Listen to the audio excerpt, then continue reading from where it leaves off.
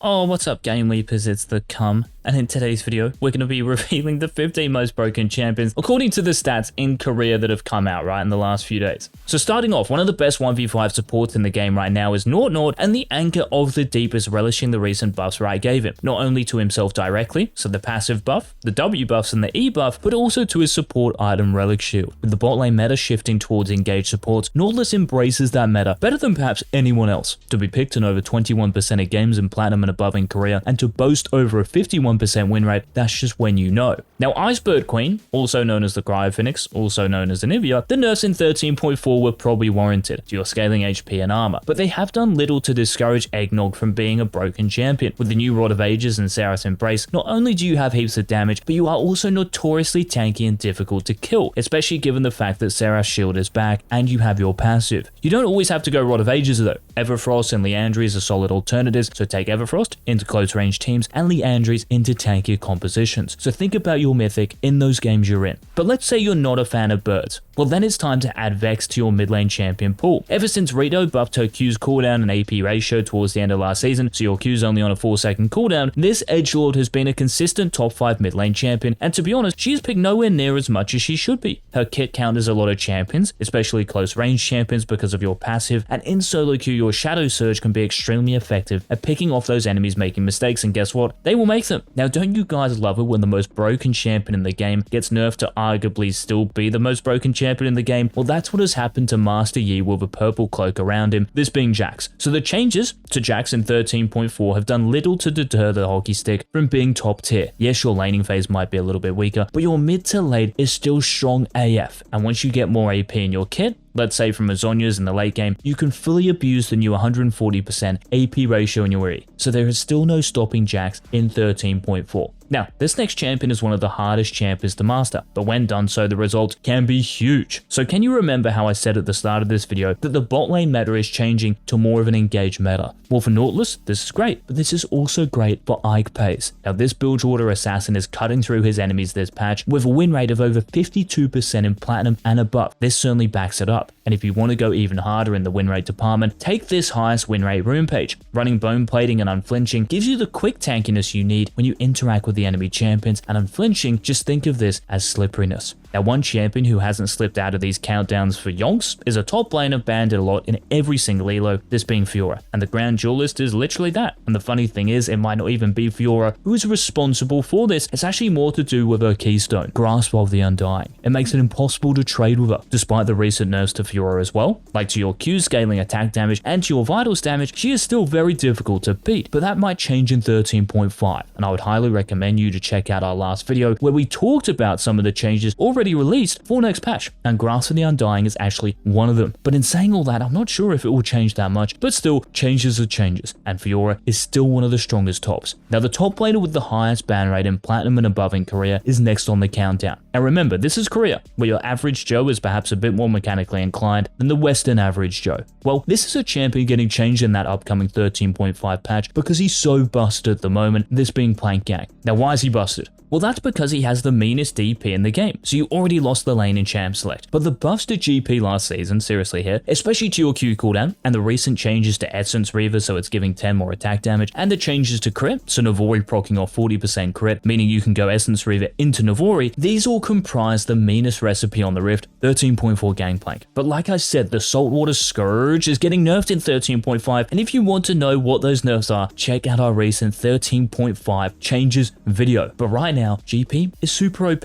Now, for this next champion, we are moving nowhere. We are staying in the land of the tops, and perhaps the king of this land at the moment is that dude who has a Hextech core fetish in Arcane, Jayce. But that's not why he's broken. He is broken because of the recent buffs he got to his base attack damage, to his melee Q damage, to his melee W damage, and these have amounted in Jayce being one of the most picked and banned top lane champs across every single elo. And if you don't already know about this Korean Jayce tech that is becoming more and more popular, and I talked about this in depth in our top 10 builds video, so check that out if you have not done so, the tech is building Gore Drinker on Jayce. And yes, you heard the cum correctly. Gore Drinker. You get an insane amount of haste from the item and its passive, and you will still find the active useful in pretty much any situation. action. Whether it's a short trade with the enemy top laner, using it in a team fight, it feels kind of nuts on him. And Jayce mains, have any of you actually tried this yet? Let me know in the comments. Now, speaking of trying things, if you are playing the new Annie in the mid lane, but sure, it's still good, but it's actually better to play her as a support. Even though Riot did nerf your E so it looks more appealing to max your Q or your W beforehand, it's still better to actually max your E first. Remember, it's still damaging champions who are hitting you, so for those all-ins you have in the bot lane, it's super busted. And keep in mind, these all-ins are more commonplace these days because of all the engaged support buffs. Annie is insane into these champions like Nautilus and Pyke because of her innate tankiness in a way, because of her E, and her point and click stun pretty much. The only champions you might find hard to play against will be those high range champions that you can't actually access that easily. So stuff like Ashe, Jhin, and Caitlyn, and Cleanse can be a bit of a cuck, but regardless, even in team fights, you're going to be super useful. And Annie support in Platinum and above in Korea has over a 52.5% win rate, and look at the ban rate as well. There is no way she doesn't get nerfed again at 13.5, so abuse her for free LP while you still can at 13.4.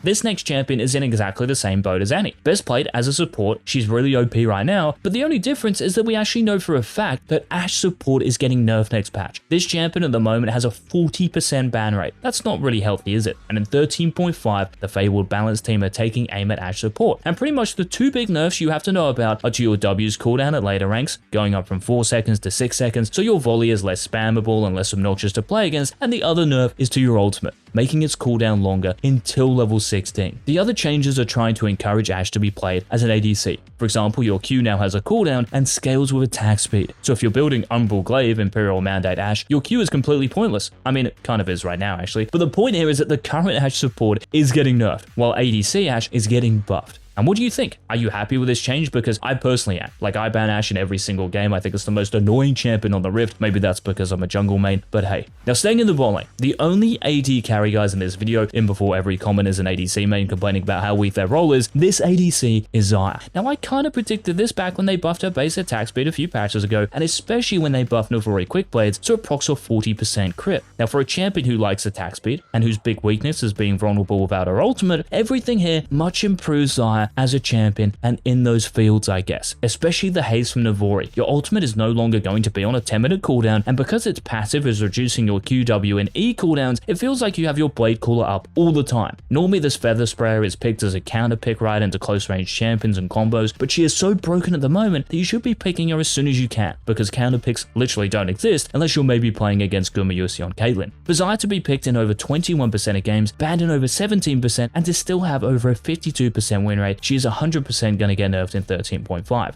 Don't actually quote me on that, but one champion who was appearing on every league-related video everywhere, YouTube, TikTok, Twitter, P-Hub, was Aurelion Sol. This Celestian dragon has become a very powerful champion, even though some Sol mains think he's become more gimmicky and maybe less nuanced, and I'm not saying that's not true, but the fact is that Aurelion Sol is generally stronger. He's banned in close to 40% of games, and despite those hotfix nerfs in 13.1b, he still has close to a 51% win rate. You can make use of the OP Rod of Ages as your mythic item, and another important thing here, if you are not taking some sort of mana rune in your rune page, please stop trolling. Look at this highest win rate rune page for me. If you are taking First Strike and then Minion Dematerializer, you have to understand you are missing out on biscuits. In other words, mana. So if you don't take Mana Flow banned in your secondary tree, you will be before the game has even started. So please take Mana Flow with this primary tree. Thank you. Now we're into the top 3 champs for 13.4, and this guy won't be happy about being number 3, but the Swinging Axe of Noxus, that's Darius by the way, is still powering his way through top lanes, and as a result, wins. And it's interesting here that this common rune page with Nimbus Cloak, because you have 2 combat summoner spells, Flash and Ghost, it is a good rune to take. Well, it's actually statistically not the best rune page. This one is, with Bone Plating and Unflinching. Because without Bone Plating, you are actually very squishy and exploitable, because believe it or not, Darius can be super punishable himself if he misplays. I know it's normally the other way around, but this is still true. So by taking Bone Plating, it means that your short trades and long trades, either or, are arguably the strongest because of this setup. You can of course take second wind against champions like Jayce, Teemo, Vayne, Poke champions, but into pretty much every melee champion,